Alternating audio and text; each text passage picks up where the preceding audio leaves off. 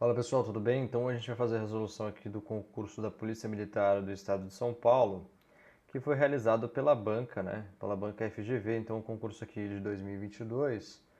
E a gente traz a resolução dessa prova da parte de matemática porque vem bem a calhar, porque agora no ano de 2024 a FGV é novamente a banca organizadora do concurso, também para soldado de segunda classe da Polícia Militar do Estado de São Paulo. Então, em razão disso, para ajudá-los na sua preparação, a gente vai fazer a resolução completa dessa prova de matemática. Então, fica até o final que a gente vai dar bastante dicas de como você pode enfrentar essa banca no seu concurso agora em 2024. Então, vamos lá, pessoal, dar início aqui à resolução da questão de número 21. Ele fala o seguinte: de um grupo de 1.000 soldados, uma parte foi dividida em grupos de 15 soldados e o restante foi dividido em 5 grupos de 17 soldados. O número de grupos de 15 soldados é. Então, beleza. Assim, já vou te adiantar. Quando você está lendo essa informação, é muita coisa, né? Eu não entendo, eu preciso escrever, você provavelmente também não entende. Então, não se preocupe, você vai por partes. O que você sabe? Você vai anotando o que você sabe. Você sabe que o total de soldados. Quanto que é o total? É 1.000 soldados, beleza. O total é 1.000 soldados. Então, eu escrevi aqui, ó, 1.000 soldados. Uma parte foi dividida em grupos de 15 soldados. Quantos grupos? Eu não sei, o que ele quer, o número de grupos. Então, eu tenho a primeira parte, vamos chamar assim a primeira parte, eu tenho X grupos. Sempre que você não souber, você chama de X, sem medo, tá? E aí depois você vai encontrar o X provavelmente conforme você vai resolvendo. Então, X grupos de 15 soldados. Vamos anotando aqui, ó, vamos esquematizando para a gente entender o enunciado. Soldados, beleza? E aí ele fala, e o restante, ou seja, a segunda parte foi dividida, então eu vou colocar aqui, ó. A segunda parte foi dividida em 5 grupos de 17 soldados. Então eu tenho 5 grupos de 17 soldados. Não é isso? Aí ficou simples, pessoal. Agora é só você entender que se eu somar a primeira parte com a segunda parte, tem que dar 1.000. Não é isso? Porque o total é 1.000. Então, se eu pego a primeira parte mais a segunda parte, tem que dar 1.000. Quanto que é a primeira parte? A primeira parte é x grupos de 15, ou seja, x vezes 15. Quanto que é a segunda parte? É 5 grupos de 17. Então, é 5 vezes 5 grupos vezes 17. Isso tem que dar 1.000 soldados. Acabou o problema, tá? Aqui é uma equação do primeiro grau. Então, como é que a gente resolve? Esse x vezes 15 é a mesma coisa que 15x. Vou escrever só assim para você ficar mais familiarizado. Isso aqui é igual a 1.000 menos esse 5 vezes 17, eu passo para cá menos, ó, 5 vezes 17. Aí você vai se perguntar quanto que é, deixa eu abaixar aqui a imagem, quanto que é 5 para a gente ganhar mais espaço. Quanto que é 5 vezes 17? Vamos fazer aqui, ó. 5 vezes 7, 35, vai 3. 5 vezes 1, 5 com 3, que foi 85. Então eu tenho que 15x é igual a 1.000 menos 85. 15x, portanto, vai ser igual a 915. E aí o x vai ser quanto? X vai ser igual a quanto? Faz as continhas aqui, ó, 915. Eu vou dividir isso aqui por 15. Então, 6 vezes 15 vai dar 90, vai sobrar 1 aqui. Aí eu abaixo esse 5, vai dar 61. Portanto, o número de grupos de 15 soldados, que é o x que a gente encontrou, que é o que ele quer, é igual a 61, portanto, alternativa D. Então, veja, o enunciado é relativamente simples, mas ele se torna ainda mais simples quando a gente vai esquematizando as informações. Vamos adiante aqui agora, a gente vai para a resolução da questão de número 22. Então, na questão de número 22, ele fala assim, ó. Para a pintura externa de um prédio foram contratados pintores no regime de trabalho de 6 horas por dia. Sabe-se que 5 desses pintores realizam a pintura exatamente em 10 dias inteiros de trabalho. Se apenas 3 pintores forem contratados no mesmo regime de trabalho, o tempo que levarão para concluir a pintura é. Então veja, ele tinha 5 pintores, né? E com os 5 pintores ele levava 10 dias. Só que ele vai diminuir a quantidade de pintores. Então é esperado que ele leve mais de 10 dias, porque vai ter menos mão de obra. Então veja que com isso a gente já poderia cancelar a alternativa A. Porque se eu diminuir a quantidade de pintores, como é que eu vou fazer mais rápido? Não vou, né? Então tem que ser pelo menos 10 dias. Então a gente já eliminou uma, né?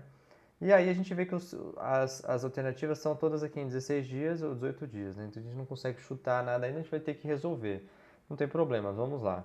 Então se trata de uma regra de 3, né? Eu acho que dá para aumentar um pouco mais aqui, para facilitar a leitura de vocês. Então assim, pessoal, uma coisa que a gente precisa entender desde já aqui é que esses dias aqui são dias de trabalho, tá? Não se tra... Então são 16 dias trabalhando 6 horas por dia, não é 16 dias trabalhando 24. Isso é importante para a gente fazer já uma conversão desde agora. Ó. Quanto que no primeiro caso ele trabalhava? Ele trabalhava 6 horas por dia, mas ele trabalhava 10 dias. Então, no total, a carga horária desses 5 pintores, quanto que era? Era de 60 horas, né? Então, ó, ele trabalhava 10 dias, só que ele trabalhava 6 horas por dia. Então, no total, se eu fizer 6 vezes 10, vai dar 60 horas de trabalho, certo? Então, essa seria a nossa situação inicial. Então, veja, a gente tinha 5 pintores que trabalhavam, né, para executar a pintura externa do prédio, 60 horas para realizar essa atividade. Só que a gente não vai ter 5 pintores, a gente vai ter 3 pintores aqui, e ele vai realizar um dado tempo, vai precisar de um dado tempo que a gente vai chamar de x. Aí a gente precisa lembrar que regra de 3, ou ela é diretamente proporcional ou ela é inversamente. Como é que a gente vê isso? Se eu aumentar a quantidade de pintores, o que diminui com o tempo para fazer o serviço? Diminui, né? Quanto mais pintores eu faço mais rápido, então são inversamente proporcionais. Se são inversamente proporcionais, a gente multiplica em linha, não multiplica em x, tá? Multiplica em linha, porque uma seta está para baixo, a outra está para cima. Então eu fico com 50 vezes 60, isso é igual a 3x, certo? 50 vezes 60 é igual a 3x. Então, portanto, x é igual a 50 vezes 60 sobre 3. Fazendo essas continhas aqui, você vai chegar em 100, certo? 100.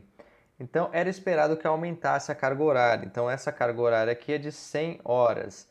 Não tem essa opção aqui nas alternativas, porque está em dias. Então, eu vou pegar essa carga horária de 100 horas e vou dividir por 6 horas. Por que 6 horas? Porque cada dia de trabalho eu trabalho 6 horas. Então, se eu pegar a carga horária total e dividir pela quantidade de horas, eu vou ter a quantidade de dias. Então vamos lá, 10 dá para dividir por 6? Dá, então eu faço 6 vezes 1, coloco o 6 aqui, para chegar no 10 sobra o 4, abaixa o 0. Então 6 vezes 6 vai dar 36, então vou colocar o 36 aqui. Para chegar no 40 vai faltar 4. Então veja, eu tenho, isso aqui é muito comum nas questões de tempo, tá? De a gente pegar o resto. Então, isso aqui são 16 dias, né? Os 16 dias que a gente procurava, e o resto sobrou 4 horas. Como eu sei que é 4 horas? Porque a unidade era 4 horas, né? Então, a alternativa que me dá isso, 16 dias e 4 horas, é a alternativa D. Então, a gente marca a alternativa D aqui, corre para o abraço. Beleza, pessoal? Acho que tranquilo, né? A gente vai fazendo devagarzinho para todo mundo acompanhar. Vamos dar continuidade aqui, agora a gente vai à resolução da questão 23. A questão 23 fala o seguinte: uma turbina de geração de energia foi ligada ao meio-dia do dia 1º de junho, após 800 horas de trabalho contínuo. Então, no meio-dia do primeiro dia de junho, ligou, e depois ela trabalhou 800 horas. E aí ele fala que depois dessas 800 horas, a turbina foi desligada para manutenção. Deixa eu trocar essa cor aqui, está meio apagada. E aí ele fala o seguinte: a turbina foi desligada para a primeira manutenção às... Basicamente, a gente saber que dia que vai cair de meio-dia, de 1 de junho, mais 800 horas, né? Então, a primeira coisa que a gente tem que lembrar é que um dia costuma ter 24 horas, né? Acho que isso aqui está pacificado entre a gente.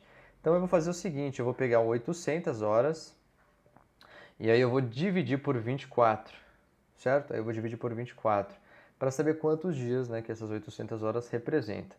Então veja só, 24 vezes 3 costuma dar 72. 3 e 4, 12, vai 1, 72. Então é o mais próximo. 24 vezes 3 vai dar 72 aqui. Para chegar no 80 aqui eu empresto 1 bar. E aí vai sobrar 8.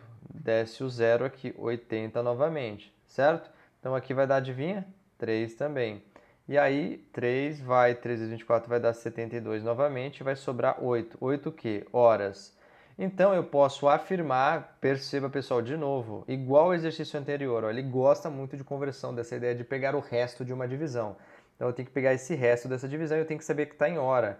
Como eu sei que está em hora? Porque aqui ó, era 800 horas, então o resto também está na mesma unidade. Beleza ou não? Então, vamos lá. Aqui ó, eu sei que 800 horas é igual a 33 dias e 8 horas. Então, da onde eu tirei o 33? Aqui da divisão, né? 24, isso aqui representa um dia, dividi, então cheguei nesses 33 dias e o resto aqui em horas. Então aí ficou fácil, né? Então a gente precisa lembrar É primeiro quantos dias tem o mês de junho, né? É o mês de junho. Então, tem aquela regrinha da mão, né? Não sei se consegue... Eu não vou te ensinar aqui, mas aqui é janeiro tem 31, aí é fevereiro, março, abril, maio, junho. Então, junho tem 30 dias e julho tem 31. Então, junho tem 30 dias, né? Se você não sabe, você decorou de outra forma, mas o junho tem 30 dias. Junho tem 30 dias, tá? Bom, beleza. Então, o que a gente tem, né? A gente vai fazer uma linha do tempo aqui, ó. A gente estava aqui, ó, em 1º de junho. Então, 1º de junho, às 12 horas. Se eu somar mais 29 dias, eu vou chegar em que dia? Eu vou chegar em 30 de junho. A que horas? Às 12 horas. Certo? Às 12 horas. Então, eu tinha no total aqui, ó, 33 dias. Então, eu já usei, desses 33, eu já usei 29 dias. Então, eu tenho 30, 31, 32, 33. Ainda tenho 4 dias. Então, se eu somar mais um dia aqui no dia 30, vai dar dia 1 de julho. Mais um dia, dia 2 de julho. Mais um dia, dia 3 de julho. E mais um dia, dia 4 de julho. Então, aqui eu vou chegar em dia 4 de julho. Por que eu vou chegar em dia 4 de julho? Porque eu vou somar mais os 4 dias que eu tenho aqui, ó, mais os 4 dias. Então aqui eu tenho mais 4 dias, com esse 29 vai dar o 33, que seria o meu total. Beleza? Beleza. Então aqui a gente chegou em 4 de julho, né? 4 de julho ao meio-dia, porque eu estou somando sempre no mesmo horário. Só que ainda eu tenho 8 horas. Então se eu somar mais 8 horas aqui, nesse 4 de julho, eu vou chegar às 20 horas do dia 4 de julho, tá? Opa, aqui eu acabei ficando na frente, né? Deixa eu diminuir um pouquinho aqui. Mas aqui, ó, 20 horas do dia 4 de julho, também conhecido por nós como alternativa E, tá? 20 horas do dia 4 de julho, tá bom? Então é isso, pessoal. Em resumo é isso, a gente vai dar continuidade aqui. Vamos avançar agora para a questão de número 24.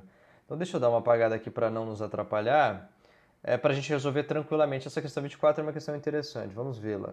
Seja m o menor número inteiro, o menor número inteiro. Então é uma questão sobre número inteiro, aparentemente.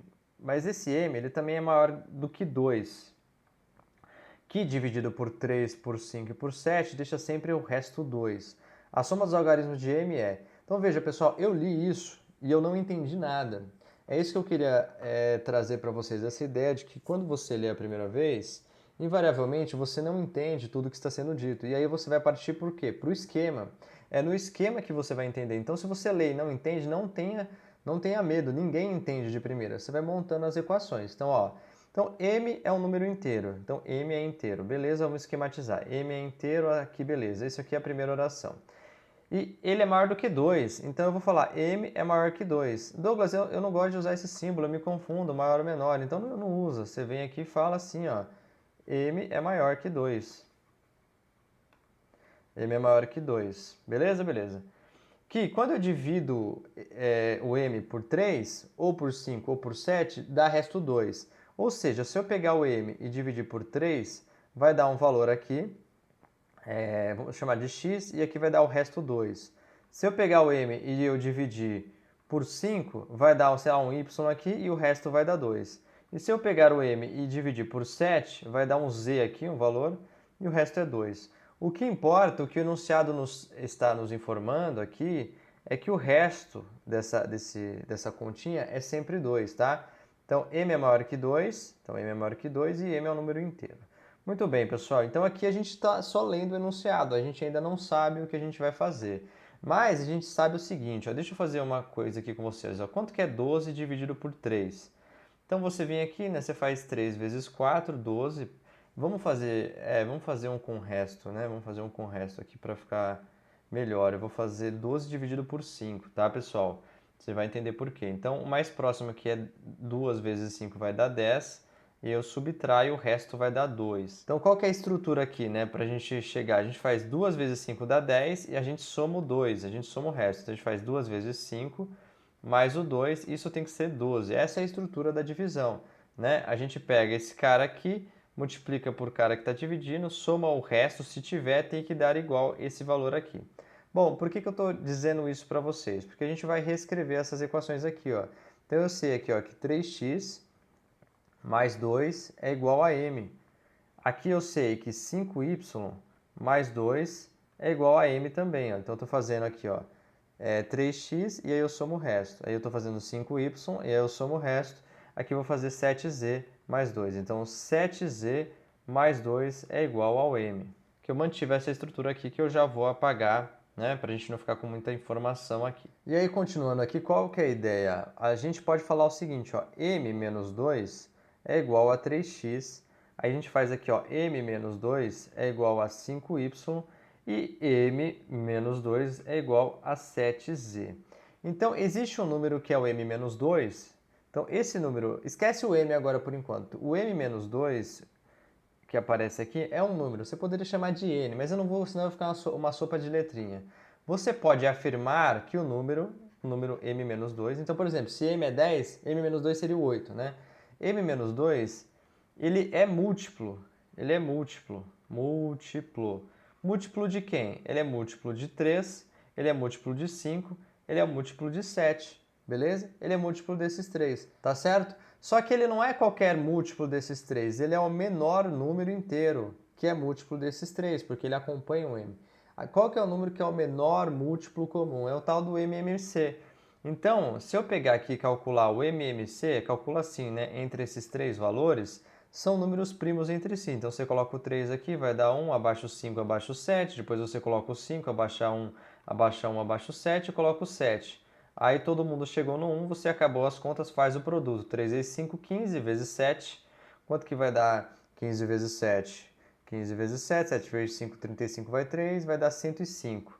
Então, aqui é 105. Então, veja qual que foi a construção. Primeiro, a gente encontrou essa ideia aqui, né, que o m-2 é um outro número, que é um número auxiliar, e esse número ele é múltiplo de 3, de 5 e de 7 ao mesmo tempo. Só que ele tem que ser o menor múltiplo desses números. Menor múltiplo, então é o menor múltiplo que é comum. Aí veio a ideia do MMC, calculei o MMC e achei que é 105. Então, o que que eu sei? Eu sei que o m-2, vou escrever aqui em cima, o m-2, ele é igual ao 105 que eu encontrei.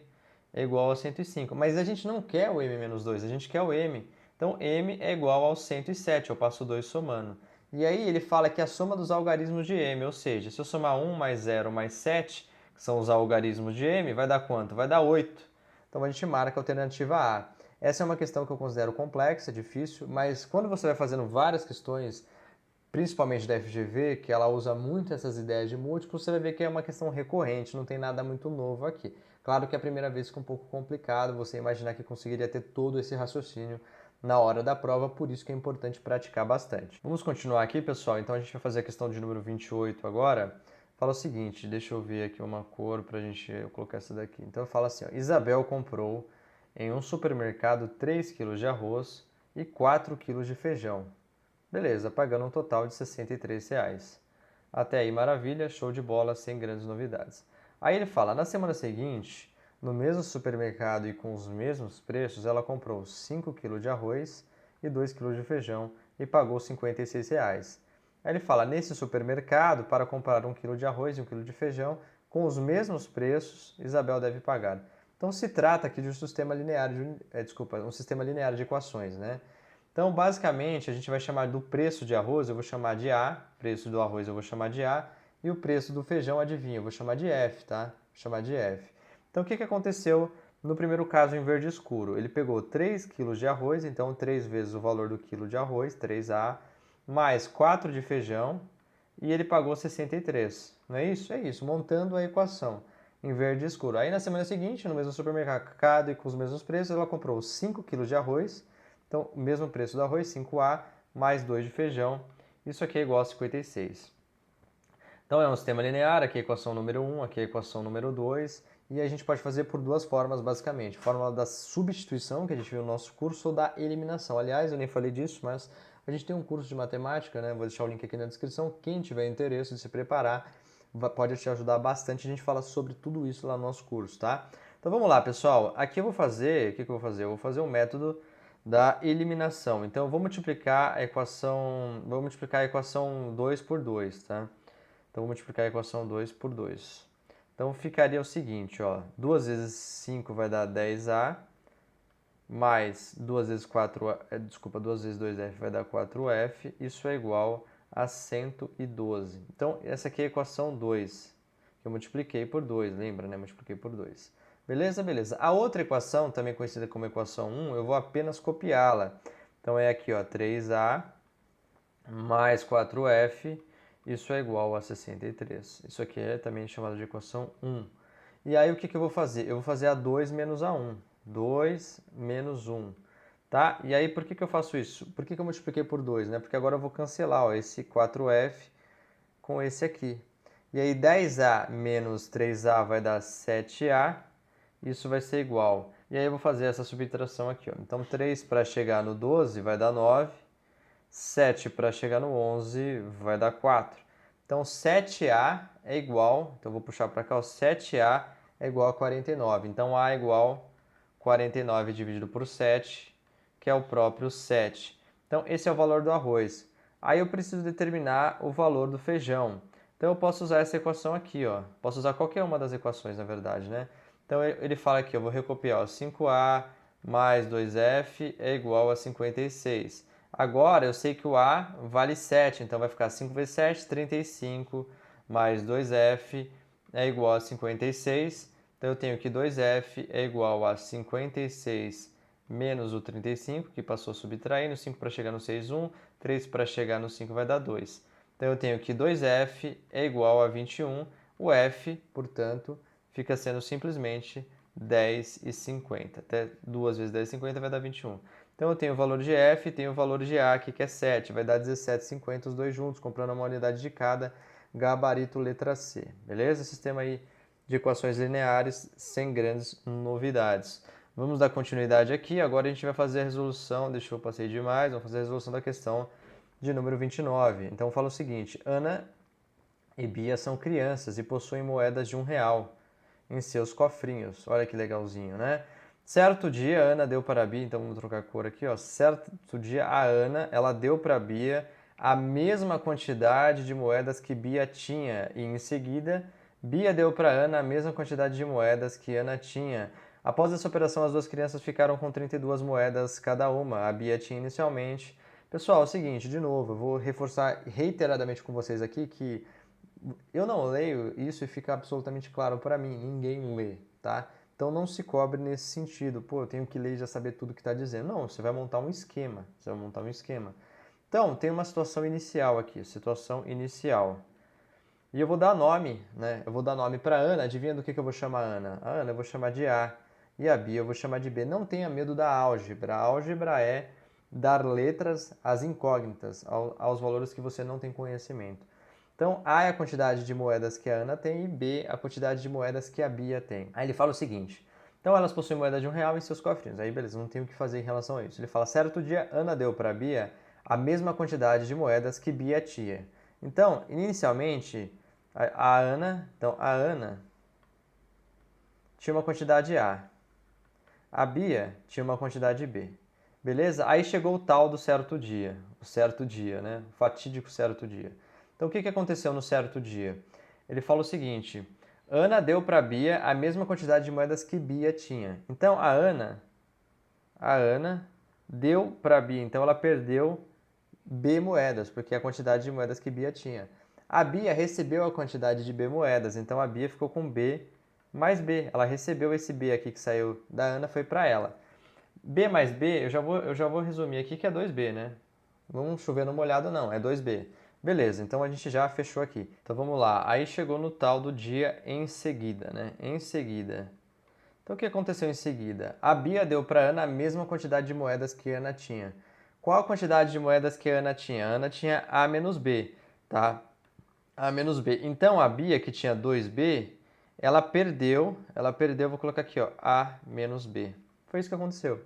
E o que acontece com a Ana? Ela ganhou A menos B, então ela tinha A menos B, né? Ela já tinha, que é esse valor aqui, só que ela ganhou A menos B. Ou seja, ela ficou com A menos B duas vezes. Então eu vou escrever isso aqui para a gente, né, não ficar chovendo no molhado. Já vou reescrever aqui, ó. Então a Ana ela ficou com duas vezes o tal do A menos B. Beleza? É isso. Tranquilos? Aqui eu já também posso fazer essa operação, mas vamos ver o seguinte. Após essas operações, ou após essa operação, as duas crianças ficaram com 32 moedas cada uma. Então, esse valor aqui é igual a 32 e esse valor aqui também é igual a 32. Então, chegamos finalmente no sistema linear de equações. É claro que a gente pode mudar aqui e mexer um pouquinho. Então, aqui eu aplico a distributiva 2 vezes A e 2 vezes B. Então, eu vou ficar assim, ó, 2A menos 2B é igual a 32. Aqui é um 2, né? Parece um delta. É igual a 32.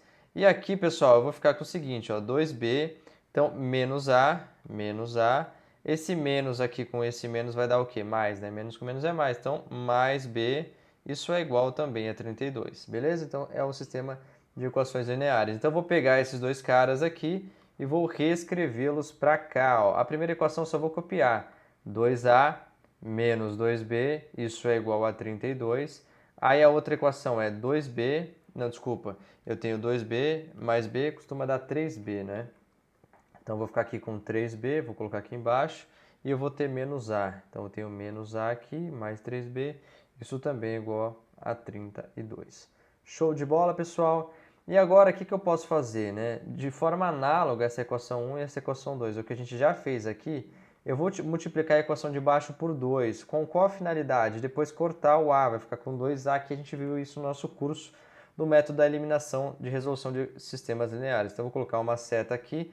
A equação 1 eu só vou copiar, 2A menos 2B é igual a 32, e aí a equação de baixo eu vou multiplicar por 2, vai ficar menos 2A mais 6B, isso vai ser igual a 64. E agora eu vou somar as equações, né?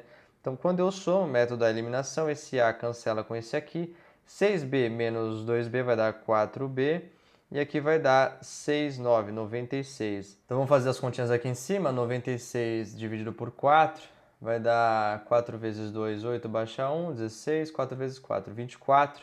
Então, a gente chegou aqui, B é igual a 24. B é a quantidade de moedas que a Bia tinha inicialmente, é justamente o que a gente quer. Então, alternativa A. A gente poderia achar o valor que a Ana tinha substituindo B em qualquer uma dessas equações. Poderia colocar o valor de B aqui e determinar o valor de A. Ou o valor de B aqui e determinar o valor de A, mas não é o que se pede. Então, acabou a questão aqui. Questão 29 é uma questão interessante aí de interpretação e resolução, de novo, de sistemas de equações lineares. A gente está insistindo na resolução pelo método da eliminação porque você poupa tempo na sua prova, fica muito mais fácil do que o método da substituição. Lembrando que isso a gente viu a exaustão no nosso curso de matemática, cujo link está aqui na descrição. Vamos dar continuidade aqui, adiante. Deixa eu só apagar aqui, pessoal, senão vai ficar muito feio para a gente trabalhar. Agora a gente vai fazer a questão de número 30. Então a questão número 30 fala o seguinte: um número inteiro positivo n, de dois algarismos, é tal que exatamente 3 das 4 afirmações a seguir são verdadeiras. Ele fala, o algarismo das unidades de n é... Muito bem. Então, n, quem é um n? O n é um número que se escreve assim, ó, A, B. Então, A refere-se às dezenas, né? Tipo, se for 33, seria o 3, né? Se for 45, seria o 4 e assim por diante. Aqui é a unidade. É isso que ele falou, beleza. Aí, o que mais que ele falou? Então, esse é o número n que é igual a AB. Aí ele fala de... Porque como que eu sei, né? Porque são dois algarismos, ele falou aqui. É tal que exatamente 3 das 4 afirmações a seguir são verdadeiras. Então, ele fala que n é um número par, n é um número primo, n é um número múltiplo de 3 e um dos algarismos de n é 5. Então a gente precisa primeiro determinar qual que é a falsa, porque ele fala que 3 são verdades, qual que vai ser a falsa? Veja só, isso aqui é relativamente simples, por quê? Porque se n... O que é um número primo, né, pessoal? O número primo é um número que só é divisível por ele mesmo, né? Então, por exemplo, o 7, dá para dividir por 2, por 3, por 4, por 5, por 6? Não, só por ele mesmo. O 11 é o número primo. Quem que não é o número primo? O 8. O 8 eu posso dividir por 2, eu posso dividir por 4, eu posso dividir por ele mesmo. Então, o número primo é aquele que é divisível apenas por ele mesmo. Então, se a gente tem uma afirmação que é falsa, tem que ser essa. Por quê? Porque ele é o número de dois algarismos. Então, ele não é o número 2, ele é maior que 10. Então, se ele é um número par, ele é múltiplo de 2. Então, se ele é um múltiplo de 2, ele não pode ser primo. E, por outro lado, se ele for um múltiplo de 3, ele também, e como ele é maior que 10, ele também não é um número primo, porque ele é divisível por 3 e por ele mesmo. Então, se ele for par, ele não pode ser primo, e se ele for múltiplo de 3, ele também não pode ser primo. Então, qualquer uma dessas hipóteses, se ele for par ou se ele for múltiplo de 3, vai anular a de que ele é um número primo. Então, esse cara aqui é o falso. As outras duas são verdade, tá? Então, o que acontece? Os números pares, eles são múltiplos de 2, certo? Então, por exemplo, 2, 4, 6, 8, 10, 12 e assim por diante. Esses são os tais múltiplos de 2, que são números pares, por isso que é múltiplo de 2. E múltiplo de 3 é a tabuada do 3, é o 3, 6, 9, 12, 15, 18 e assim por diante, tá? Esses são os múltiplos de 3. Só que ele fala mais uma informação, um dos algarismos de n é 5. Então, aí ele fala que o número n, um dos algarismos é 5. Ou então eu vou ter ou o 5 no começo, ou eu vou ter o 5 no final. E a gente precisa definir onde que está esse número 5. O que que acontece, pessoal? No caso, por ser um número par ele nunca termina em 5, né? Se você perceber aqui, ó, aqui vai ser 14, 16, 18 e assim por diante. Então você vai perceber, ó, que o 2 ele vai aparecer aqui e vai se repetir depois. Ó. A ordem, aqui aparece o 4, aí aqui aparece o 4, aí depois vai aparecer o 6, aí aqui aparece o 6. Então, se é múltiplo de 2, só pode terminar com esses números aqui, 8. E aí depois aparece o 0, né? Aparece o 0 aqui, e aí repete o 0 lá também. Então, só para a gente alinhar aqui, seria o 20, né? Então, veja, em nenhuma hipótese, se é par, se é um múltiplo de 2, vai terminar com 5. Então, esse cara aqui está descartado. A gente sabe que ele não termina com 5. Então, ele começa com 5, tá? Então, a gente sabe que a gente está se tratando de começa com 5. Muito bem, por ser um múltiplo de 3, aí fica fácil, porque os múltiplos de 3, a soma dos algarismos tem que também ser múltiplo de 3. Então, veja só, por exemplo, se eu tenho o número 1, 3, vamos ver, 1, 3, 3, 1, 3, 2. Esse número é um número divisível por 3, porque se eu somar os algarismos, 1 mais 3 mais 2, isso vai dar 6, e 6 dá para dividir por 3. 6 dividido por 3 dá 2. Então isso vale só para o número 3, tá? Você pode tentar aí na sua casa, os múltiplos de 3, ele sempre, quando eu pego a soma dos seus termos, também é divisível por 3. Vou dar mais um exemplo aqui, por exemplo, o 63. O 63 eu pego 6 mais 3, então dá 9, eu consigo dividir por 3, então o 63 é divisível por 3. Tanto que se eu pegar aqui, ó, 3 vezes 2 vai dar 21, 3 vezes 21 vai dar o 63. Muito bem, com isso colocado, o que a gente pode determinar aqui ao final? Como é múltiplo de 2, então aqui vai poder ser 52, vai poder ser 54, vai poder ser 56, vai poder ser 58 e apenas isso. Ó, aqui vai dar 5 mais 2 vai dar 7. 7 não é divisível por 3. 5 mais 4, 9. 9 é divisível por 3. 5 mais 6, 10. 10 não é divisível por 3. E 5 mais 8 vai dar 13, certo? 13 também não é divisível por 3. Então, o número que a gente está procurando é o tal do número 54. O que ele pede? O algarismo das unidades de n é o 4, né? É o 4. Então, é o 4 aqui que é a unidade, portanto, a alternativa C. Considero essa uma questão complexa? De alguma maneira sim, porque você precisa ter claro o que são os números primos. São os números que se dividem por si só, né, e pelo 1, porque o 1 também divide todo mundo. Número par, ele tem essa sequência, sempre termina 2, 4, 6, 8 ou 0. E número ímpar, você também tem que saber que a soma dos algarismos de um número, se ele é divisível por 3, o próprio número também é divisível por 3. Eu acho que a lógica geral é isso, você consegue matar qualquer exercício nesse sentido, tá bom? Vamos lá, pessoal, tá acabando, hein? Vamos aqui a mais uma questão. Essa é uma questão aqui interessante também. Questão de número 31, ele fala o seguinte: em uma caixa há várias bolas, cada uma de uma cor. As cores das bolas são, então vamos pintar aqui, ó, cor vermelho. Aí ele fala cor azul. Aí ele fala a cor verde e a cor rosa, né? Então temos 3 tipos de bola, cada um em uma cor. Aí ele fala mais, há pelo menos uma bola de cada cor.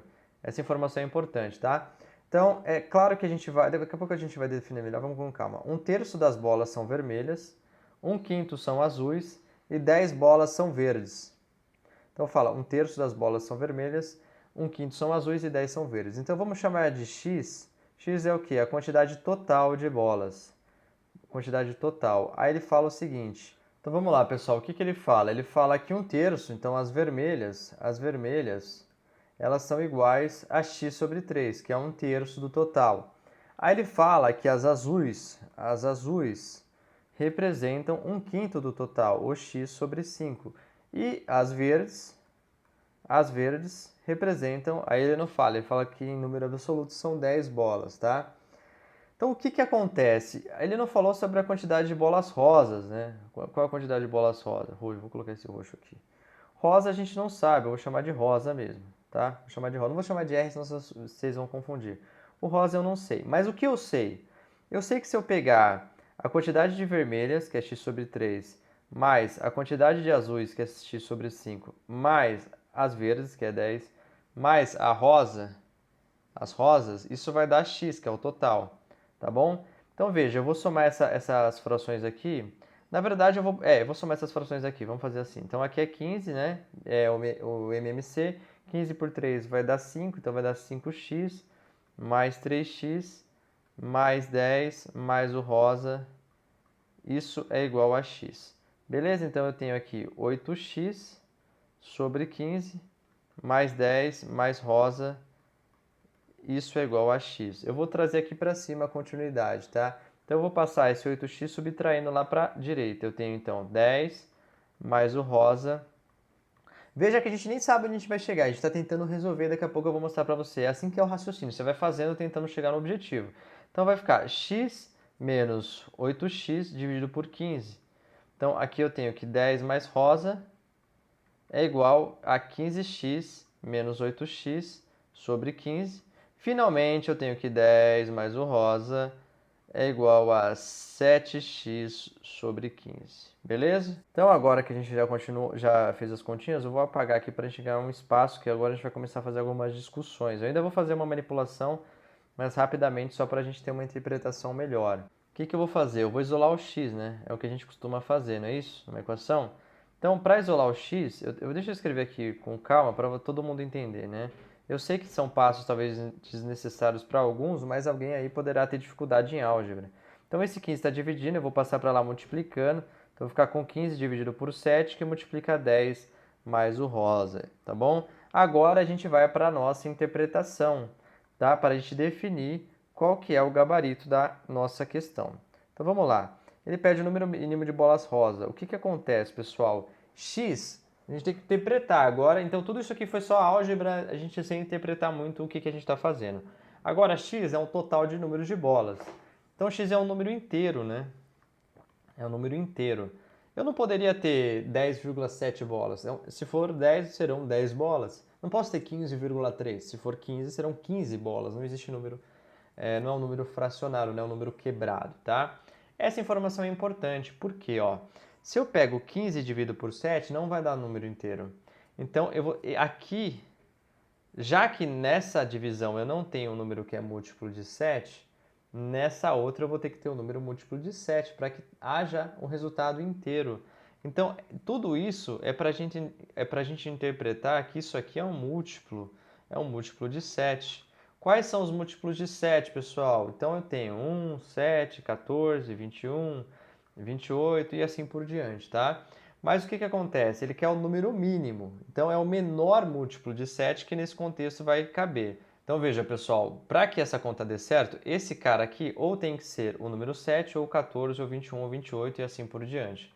Agora você vai entender a interpretação, que é o seguinte. Veja que legal. Ele pode ser o 7? Não, porque para ser 7 isso aqui teria que ser menos 3, mas não existe bola negativa. E aliás ele fala que pelo menos uma bola é rosa. Então o próximo que a gente tentaria, a gente já tentou o 7 e não deu, seria o 14. Então 14 dá. Se a gente colocar o 4 aqui ó, no lugar de rosa, daria 10 mais 4, 14. 14 dividido por 7 vai dar um múltiplo. Então vai dar um número inteiro. Então o 14 nos atende aqui. Bom, se é 14, a quantidade de bolas rosas está definida em 4, a gente marca a alternativa D.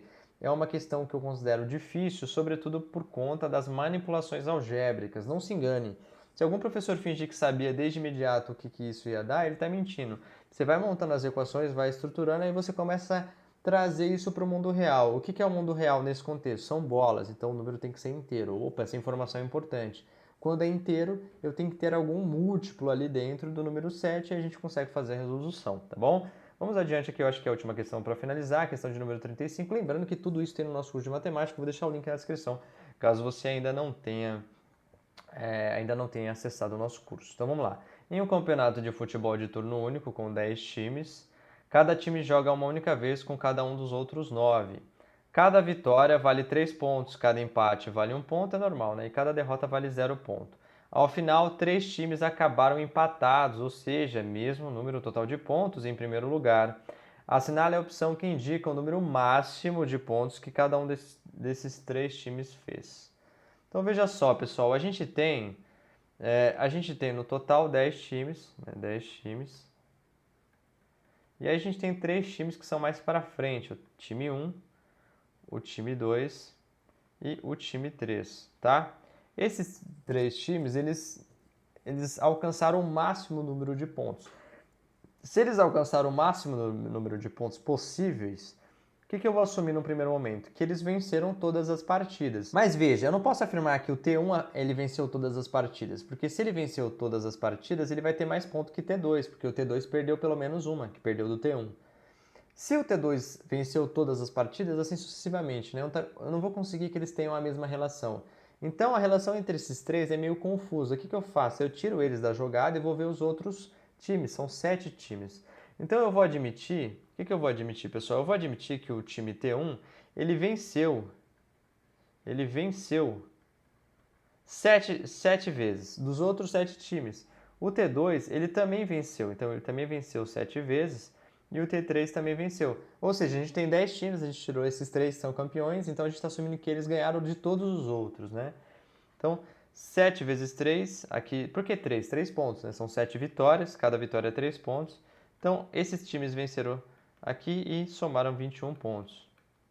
Então, já elimina a aqui, tá? Porque tem que ser 21 ou mais, porque ainda falta eles jogarem entre eles. Bom, aí o que acontece? O que a gente pode ter? A gente pode ter que o T1, ele vence o T2. A gente pode ter que o T2, por exemplo, ele vence o T3. E a gente pode ter que o T3, ele vence o T1. Nossa, Douglas, de onde você tirou isso? É ao acaso? Não, eu estou listando, né? Então veja, eu ponho o T1 aqui e o T1 aparece aqui. O T2 e o T2, o T3 e o T3. São todas as combinações, né? Eu tenho os 3 times de um lado e os 3 times. Então cada um venceu uma e cada uma perdeu uma também. De tal forma que o T1 ele soma aqui mais 3 pontos, o T2 ele soma mais 3 pontos e o T3 ele soma mais 3 pontos. E eles ficam então aqui ó, com 24 e com 24, beleza? Então a alternativa seria a B. Teria uma outra opção que você poderia avaliar para ver se dá mais pontos. Não vai ter, porque o total seria 27. Se eles, como cada time joga com 9 outros times, se eu vencer os outros 9 que eu vou jogar, vai dar 9 vezes 3 daria 27, mas isso é impossível, porque 3 é aquilo que eu avaliei, né? Os 3 têm pontuação máxima. Então, das alternativas, o máximo que tem aqui é 24, então seria essa alternativa. Mas você também poderia testar se empatasse, né? Se o T1 empatasse com o T2, o T2 empatasse com o T3 e o T3 empatasse com o T1. Aí daria mais, o empate dá um ponto, mais um ponto para cada.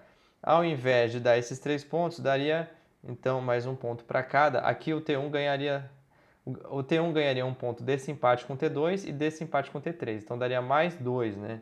Desculpa, mais 2 aqui, daria 23.